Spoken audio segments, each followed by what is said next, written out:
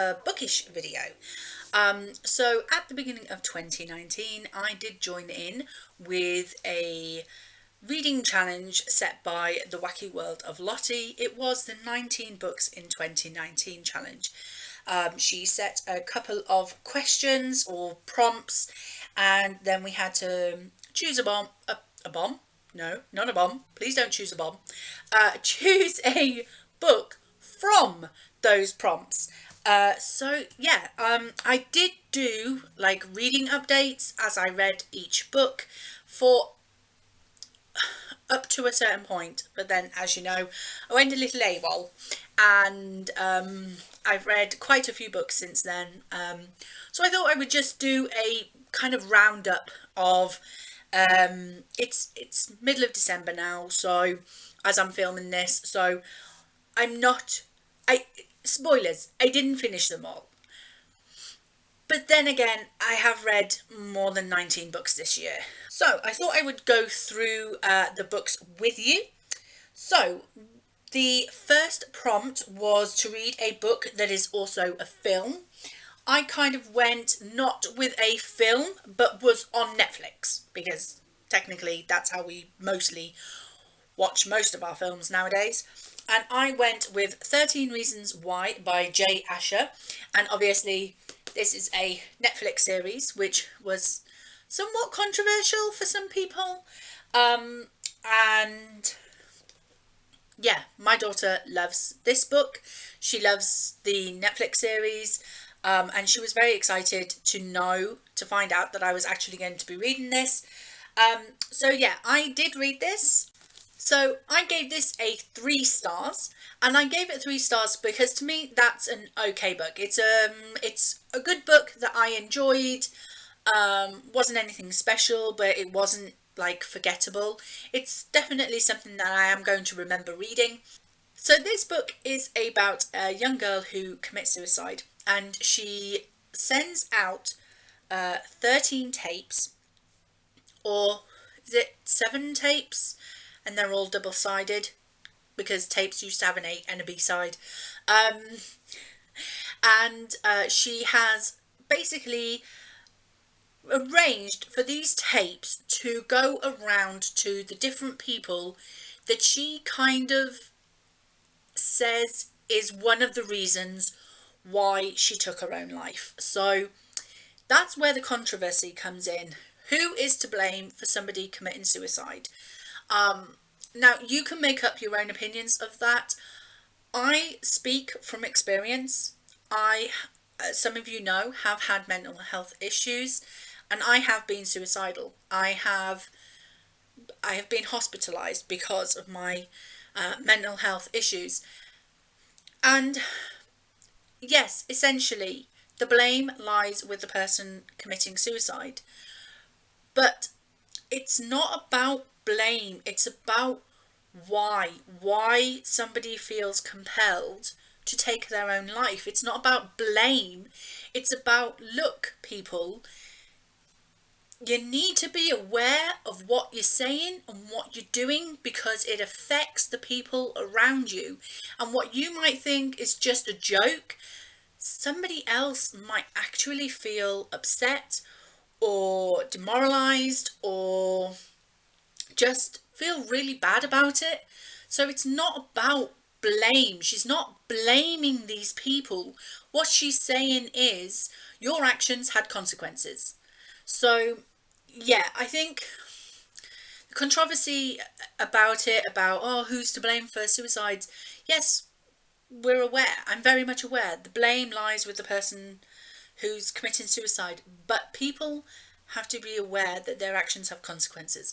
And I think this book highlights that, and highlights it very well, I thought. So for me, yes, it was a 3-star book, and I enjoyed it. I did enjoy it. I still haven't seen the Netflix show though, which my daughter will be very upset about. Okay, so the next prompt was to read a book with a punctuation in the title. I changed that to any kind of like apostrophe or anything like that, full stop, whatever. And I chose Jodi Picoult's My Sister's Keeper. I was supposed to read this back in April, May time, but because I was struggling with my mental health at the time, reading about young children, and this story is about how a mother has a second child. Her first child has leukemia, so her second child is born to help out. This deals with the question of children being born to help their older siblings from a obviously leukemia in this case.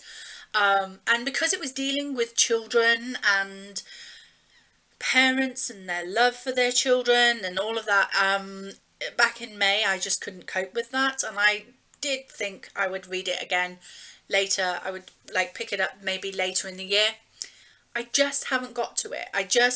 It is one of those stories that I would like to read because it does sound like an interesting concept. I'm just not sure when to read it because I know this is going to be a tearjerker for me personally because of my personal circumstances. And I'm not sure if I'm ready for that. The third book was a book with love in the title. And for that, I chose Mark Billingham's Love Like Blood. And this is a thriller. I gave this a 3-star too. So basically, this was very uncomfortable to read at times.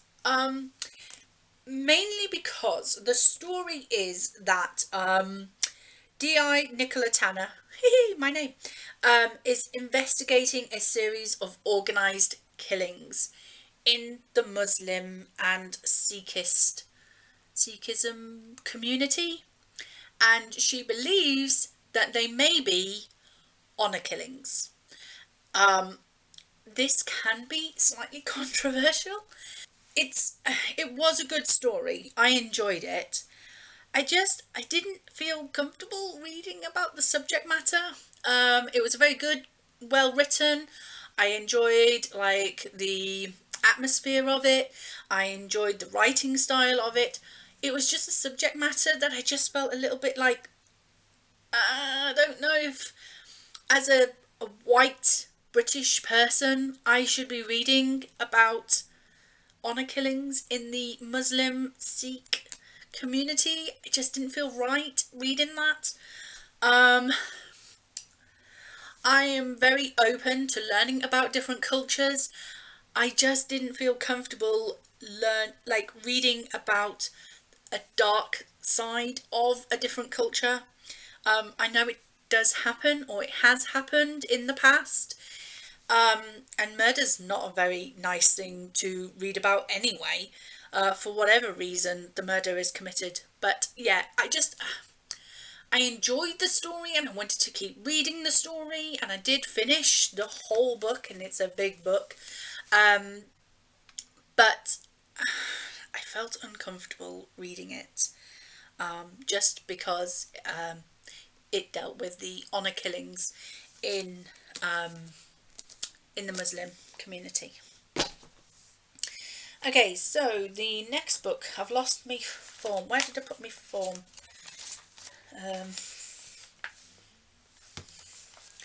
I am so, right, I'm going to put the letter here. Okay, so the next book I no longer have in my collection because I did pass this one on, and it was a book featuring a detective. This was actually the first book I think I read, and it was The Killing Room. Originally I gave it 5 stars, but as the year has gone on I have downgraded that to a 4, I believe. It was about a detective again who was investigating crimes that seemed to be linked to religion, to the church. I might mark it down to a 3. I can't remember much of the synopsis, but it was way back in February. I think it was February. But yeah, so I know I really enjoyed it, but I did feel like it was a bit like predictable, but I enjoyed the writing. And I have another book by Richard Montanari, who is the author of The Killing Room. So yeah, and I passed that book on to Charlotte, so maybe in the year 2030 she might get to it. The next book I also don't have anymore, because if I think somebody else might enjoy it, I will pass on that book, unless I want to keep it for my own collection. Some of these books that I've shown you already, I either haven't read, or I am going to pass them on. I just haven't actually done that yet. So some of these are going to charity shops, some of them I take to my local library, and things like that. So okay, so prompt 5 was to read a book left on your shelf forever, and for that, pardon me, for that I chose the Snow Spider trilogy. I'd actually started reading this with Rowena as a bedtime story when she was younger, so that book had been in my possession, maybe not quite on the bookshelf, but in my possession for at least 10 years, more than 10 years. Yeah, way more than 10 years. So it was definitely the oldest book in my collection. We had completed the first book in this trilogy bind up, because there was actually 3 stories trilogy in this one bind up book. We had finished the first book, and we started to read the second book, but then sort of things must have happened and we didn't finish it. So I did finish all 3 stories. I do think the Snow Spider is written by Jenny Nemo, I believe. I gave it 3 stars. So yeah, it's definitely a children's book. I think children would love it. It's the story about a boy living in Wales. So anybody who's like Welsh would love this story, I should assume. He's living on a farm with his family, and the year before, I think it's a year before or a few years earlier, his sister had basically left the farmhouse and gone in onto the hills and disappeared. Nobody knows what happened to her. Nobody knows where she went or gone. She just disappeared. They haven't been able to find a body or anything. She's just disappeared. And the boy, whose name I forget now, again, I read it back in March, he is told by his grandma that he's a magician, and she gives him 3 items, I want to say, and he has to use these items to call the magic, and he ends up with a snow spider. And this spider can weave these magical webs. And as I say, it's a trilogy. There are 3 stories following the storyline. Each story kind of follows a different character in the story. I did enjoy them, but as an adult, I did feel like, yes, this is definitely a children's story. So I didn't get much out of it as an adult, but for a child, I would say 4 stars, definitely. It wasn't perfect, but I definitely think a child would really enjoy these stories, especially if they live in Wales, because there were some sentences that were written in Welsh, which obviously I wouldn't have a clue. But yeah, I did really enjoy it. So yeah, that was that one. Number 6 was to read a children's book, and for this one, I actually chose a classic children's book. So this is Robert Louis Stevenson's Treasure Island, and it is a really small book. I loved Treasure Island. I never knew before this year that I would be so into pirates, but apparently I really am. I love pirate stories, and I love Treasure Island. I have found a great love for classics this year. I was always, previous to 2019, I've always been scared of classics because I thought, I don't know if I'd get on with the language and, and things like that. But I have discovered such beautiful, lyrical stunning writing. And I mean, in Treasure Island, you're not going to get beautiful and lyrical. You're going to get crass and witty banter. And I love that. I really love that. Also as well, I actually read Treasure Island after I'd read some other books that I am going to talk about later. And so it actually, while I was reading this, I was like, oh my God, yeah! I'll explain in a bit. But yeah, I had a lot of enjoyment reading this one. And I gave it 3 stars. So yeah, really enjoyed it. Very good. I liked it. Down there. Right, so the next book prompt was to read a book I bought for the cover, and that would be this one. It is A Shiver of Snow and Sky by Lisa Ludecker. I haven't got to this one yet, so that's quick and simple and easy. Can't talk about it because I haven't read it yet. The next book on the prompt list was to read a book with Christmas in the title. Now, I want your opinion, people. Like, okay, I chose Debbie McCuma's There's Something About Christmas. Now, as you can see, I have my bookmark in here. And I have literally just been reading it this week. And I am to here. There's that much left. But that's the end of the story. That bit is the story. There's Something About Christmas. This bit is a bonus story. It's a bonus, like it says, still in the holiday spirit, keep reading for a sparkling bonus story from Debbie McCuma. A special gift from us to you. It is Christmas after all. So it's a bonus story in the back of this book. Now, I'm going to tell you, I am going to rate this a 2, which is it's okay, but I'm probably not going to keep it. I'm probably not going to encourage anybody to read it. I mean, if you like easy, predictable chick lit, like cheesy chick lit, then you might enjoy this. But I don't. I'm kind of veering away from this kind of story nowadays. I want something with a bit more bite, a bit more oomph in my stories, a bit more smut, let's face it.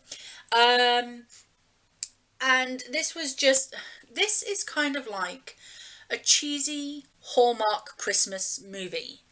The only problem is I'm much more likely to forgive a movie being this cheesy than I am about a book. And I know that's hypocritical, but I don't mind wasting an hour and a half sitting watching a Hallmark Christmas movie. It's funny and it's Christmas. But sitting and reading a book like this over a day or two, I was like, oh, can't you just be finished by now? So yeah, it's kind of a 2-star for me. So when I realised that there was an extra story, I don't really want to carry on. I'm like, I've finished the story. Why are you making me read more? So is it done? That's what I'm asking you. Can I say I've read this book? Because, like, I read the story. I read the book that is advertised on the front. They did not tell me that there was going to be another one in the back. What do you say, guys? Do I get this one, or class it as a half, or what? I mean, I'm going to put it as read on Goodreads. So, yeah, I read the majority of it. I'm not going to call it a DNF when I've finished the story. I just haven't read the bonus material, basically. So let me know your thoughts on that. Fingers crossed they say I can stop reading it. Okay, so the next prompt was a book about true crime. And for this one, I picked History's Worst Crimes and the People Who Solved Them by Bill Price. Now, this is a book that literally is a couple of pages giving you the bare essential details about historical crimes, well-known crimes like actually can't think of anything right now. The Dreyfus Affair, the Whitechapel murders of Jack the Ripper, the outlaw Jesse James, the Kelly Gang, the Anatomy murders of Burke and Hare, some later ones, the Enron scandal, the Backpacker murders, the Perth Mint swindle, the kidnapping of Patty Hearst, all of these kinds of like crimes, obviously, and it gives you like the bare essentials data for these crimes. This is not like, if you want to know everything about Jack the Ripper, you're not going to get it in this book. This is kind of one of those books. I ended up actually sidelining this book when I first picked it up to say, yep, I'm going to read this next. I kind of had to sort of put this on the sideline and pick up something else in the project to carry on reading, and then just read a couple of these every other night or so, because this is kind of one of those books that you dabble in. So like, you hear about something and you go, ooh, I know that that story's in this book. Oh, I'll have a quick gander. What does it say about it? Oh, right, okay, yeah, that's that. So yeah, it gives you kind of like bare sort of essentials of the story, so that you could then, if you want to, if you found the story interesting, you could then go off and research it bigger elsewhere, you know, with different books that are actually specific to that crime. This is a short story collection of different crimes, basically, so you're not going to get too much information out of any of them, but it was a good book to have, and a good reference book. That's what I want to say. It's a good reference book, and I liked it. I can't remember what I gave this. Oh, yes, I can. 3 stars, and I read it in September as well. So, yes, I liked it. It's staying in my collection. Okay, so the next book was to read a classic, and for that I chose Wuthering Heights by Emily Bronte. I listened to this on audio because there is a character in here who speaks broad Yorkshire, and although I am from that sort of area in the north, even broad Yorkshire kind of catches me out every now and again. So I did listen to it on audio. I did really enjoy this, so I gave it 4 stars. I did really enjoy it. This is a book about unlikable characters. You're not going to like or fall in love with anybody in this book. You're going to hate them with a passion. You're going to say, Heathcliff is a horrible person. Catherine is a horrible person. And they are horrible. Do not go into this book thinking that you're going to fall in love with these characters. You're going to hate to love them. Or love to hate them, should I say.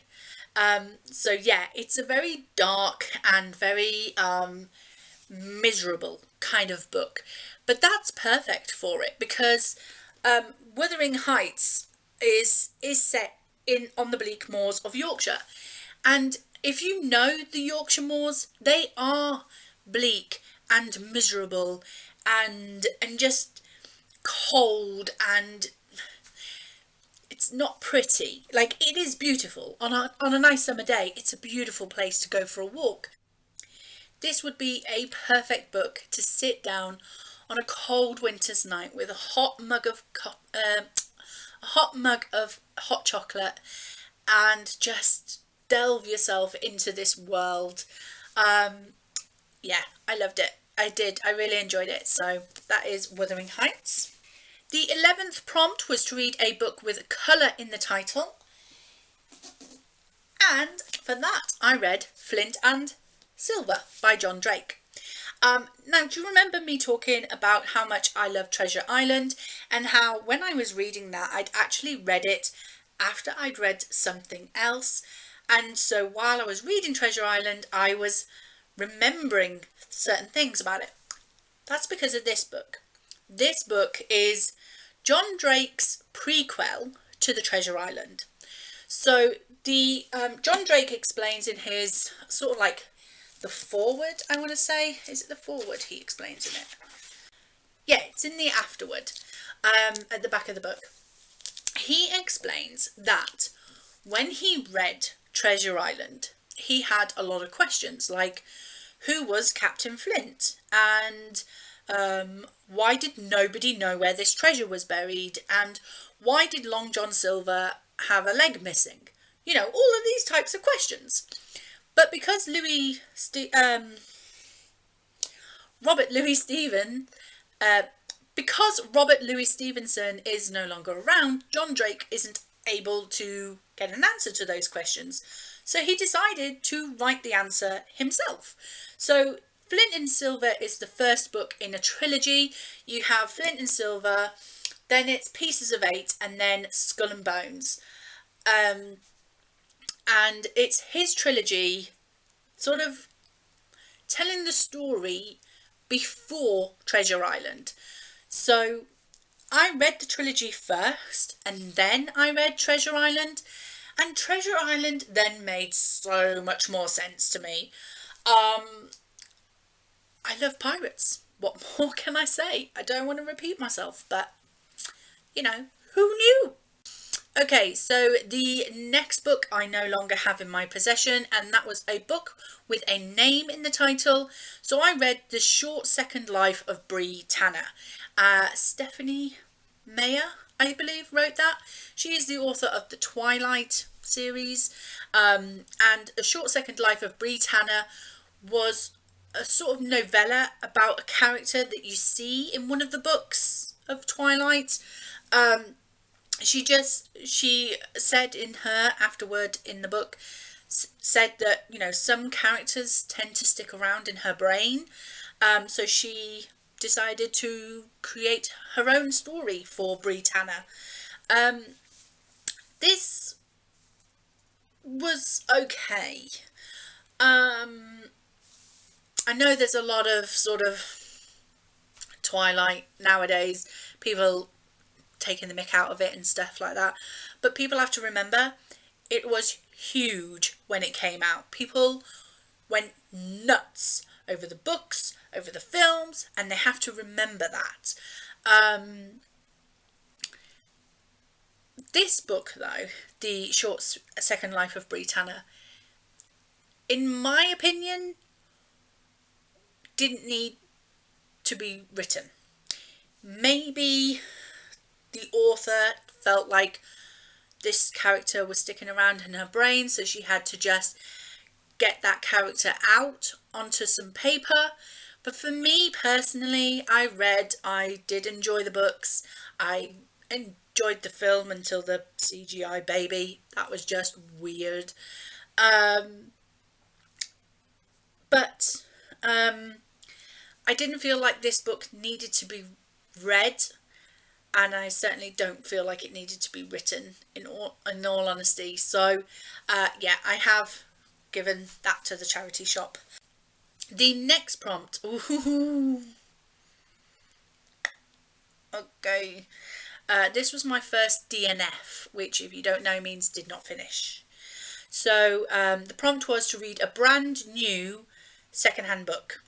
So I chose, I don't even have it anymore. I just remembered I don't even own this book. So it was Let Me Lie by, I can't even remember, it won't be in my book. I want to say Clare McIntosh. I can't be 100% sure of that, but I will put it on the screen here if I'm wrong. But I think it's Clare McIntosh, Let Me Lie. This was supposed to be a thriller. And the story starts off with a woman whose parents had both committed suicide within a year of each other. Her dad committed suicide 1 year, and then on the year's anniversary of his death, her mother committed suicide as well. And she is left reeling in the aftermath.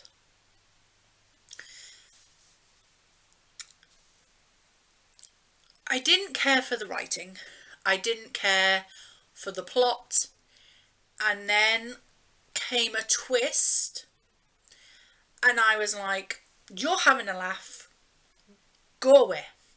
I wasn't, it was one of those twists that just made me think, I don't want to swear, but it annoyed me. It really annoyed me. I didn't like it. I didn't like it one little bit. It almost felt like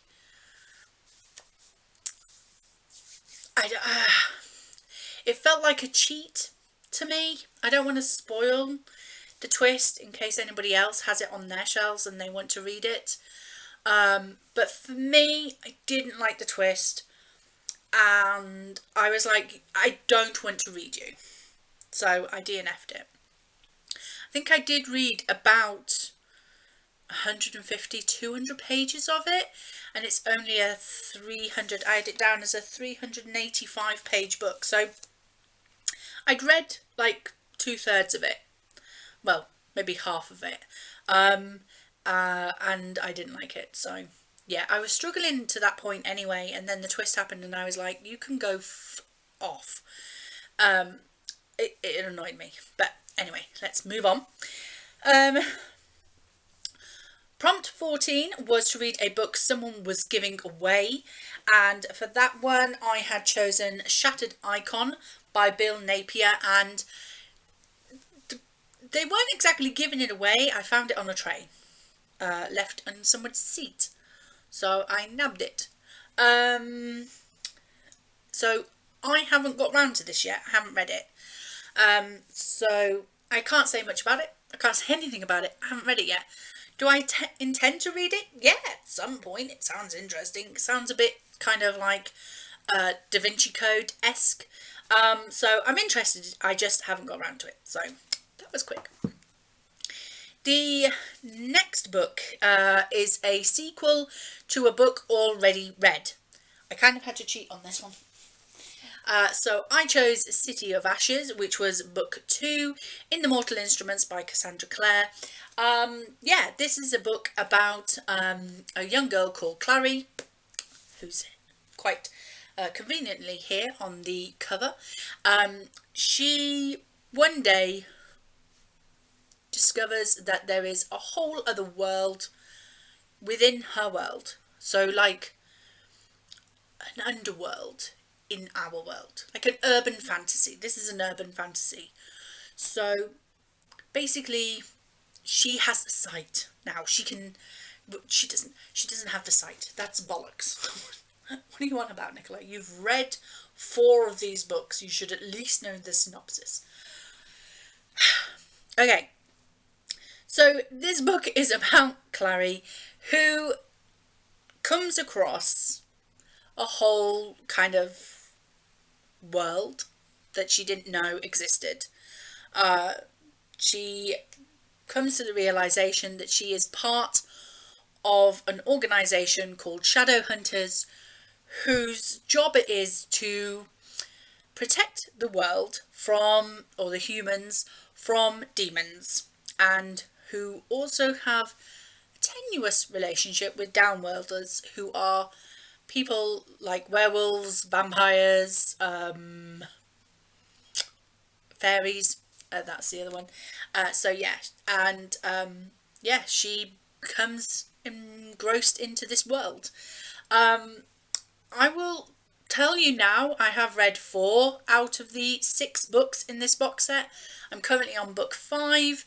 I'm enjoying it. I'm enjoying the series. But I don't like Clare and I don't like Jace, who are the 2 main characters in the whole series. Like, I can't stand them. I can't stand their personalities. Clare is very much like she's just come into this world, but apparently she just picks it up like this. Like, it's never mentioned that she did karate or any kind of martial arts when she was younger, but apparently she can fight off a demon already, and it's like, really? Really? Whereas her best friend, Simon, whose character I absolutely adore and love, he is much more like what the rest of us would be like, which is like, what the you know, what the hell is happening here? And he kind of beats the demons, like, almost accidentally. So yeah, and Jace is just, I'm sexy and I know it kind of personality, and I can't stand arrogant men like that. Whereas people like Alec in here, who's another character, he is good looking, but he doesn't seem to really portray himself that way. He kind of holds himself back a little. He's unsure of himself sometimes. So yeah, and then you have Isabel, who is just the badass bitch, and you just gotta love her because she's bad and she owns it and she loves it. So yeah, she's a rebel and she's amazing. So yeah, love the series but can't stand the main characters. So that is that one. The next book, I do have with me. It is Miranda Hart's Is It Just Me? And this is for the prompt, a book written by an actor or actress. She's kind of an actress. Well, she is an actress. She does a show. This is an autobiography. I love Miranda Hart as an actress. I find she's funny, she's quirky, she really plays up to that tall girl trope. She owns it. You know, I didn't like the way she wrote this book. I couldn't get on with the format which she'd chosen to write this book. If it had just been basically, this was me as a child, I would have been fine. But it's not.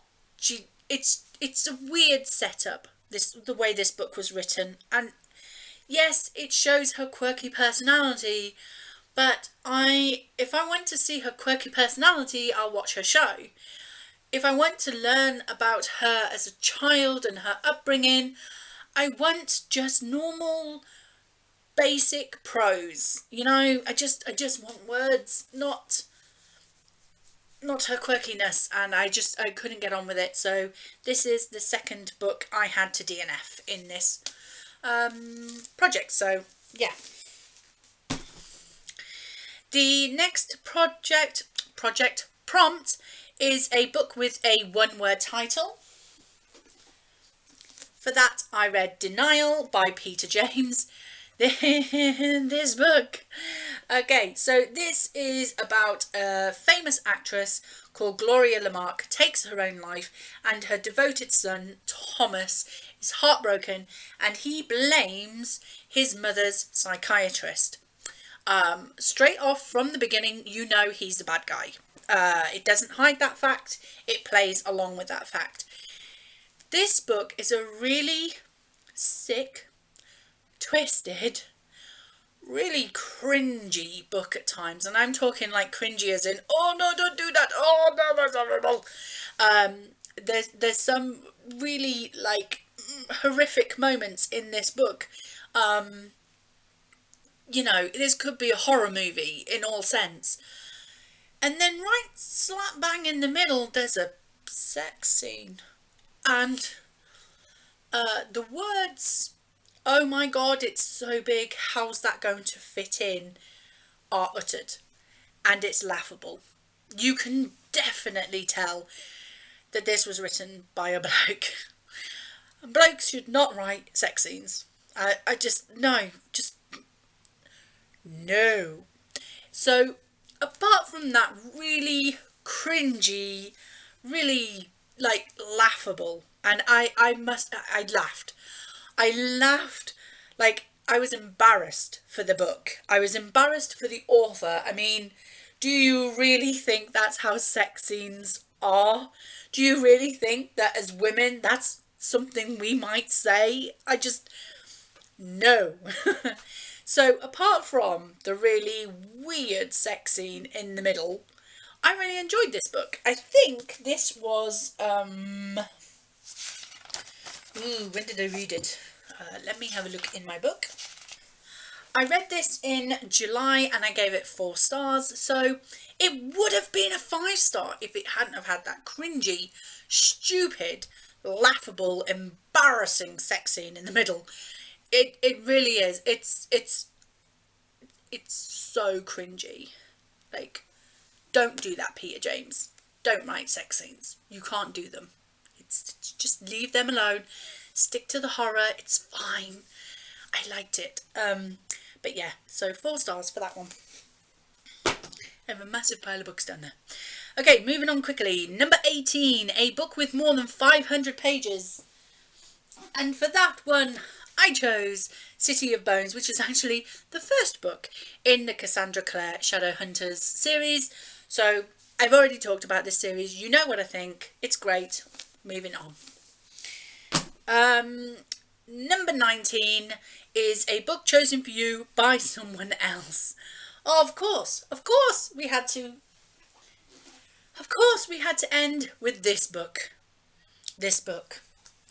Oh, do you remember me and this video of this book? You might laugh when you see it, because the book I chose was this one. Do you remember the rant? Do you remember the video?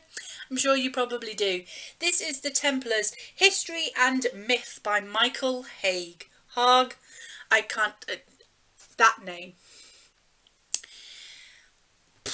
My husband bought this for me because I'd seen it in The Works, which is a stationery bookstore here in the UK, and I'd said to him at the time, oh, that looks interesting. I've always wanted to know more about the Templar Knights, who they were, what they did, why they were created, and how their downfall came about and things like that.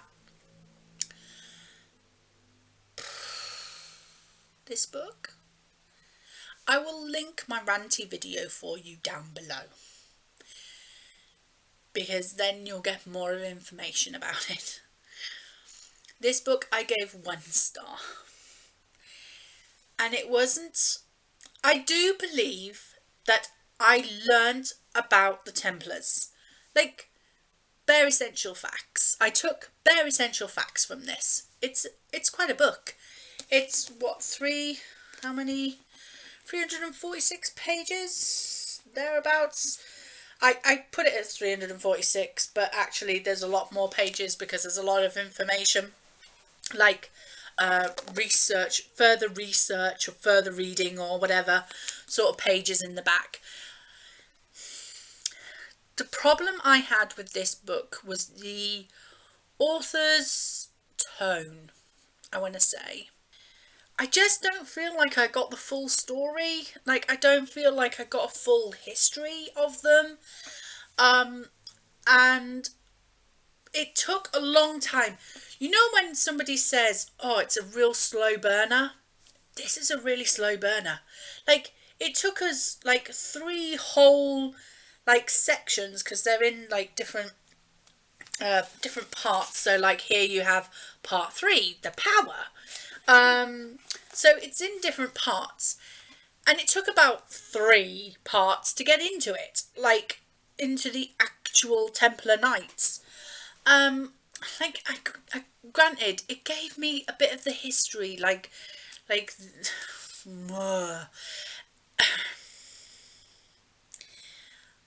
it dragged. I mean, I read non-fiction a lot slower than fiction, but this just felt like pulling my teeth out. I got so annoyed with this book. I got really agitated with it. Agitated and annoyed are pretty much the same thing, Nicola, but this is what this book does to me. And then in the back of the book, you can literally hear the venom that he's spitting at other authors who've taken the Templar myth and used it in fiction and not got all the facts right. I'm like, but it's fiction. Nobody ever watches, I don't know, nobody ever watches Indiana Jones and the Temple of Doom and think that they've learnt history. Like, no, it's called, and she can't remember the word. It's called poetic license. That's the word I'm looking for. It's poetic license. People take the gist of the story and then they embellish it. That's what fiction is. If people wanted to know the actual truth about a subject, they turn to a history book. I hated this book. I don't know why this book is still in my collection. It needs to go before I tear it in pieces. I actually have seen other books on the Templars, and I do want to pick them up because I do want to learn about the Templar Knights. But I am so bitter about this book that I don't want to chance reading another book about the Templars and having the same problem.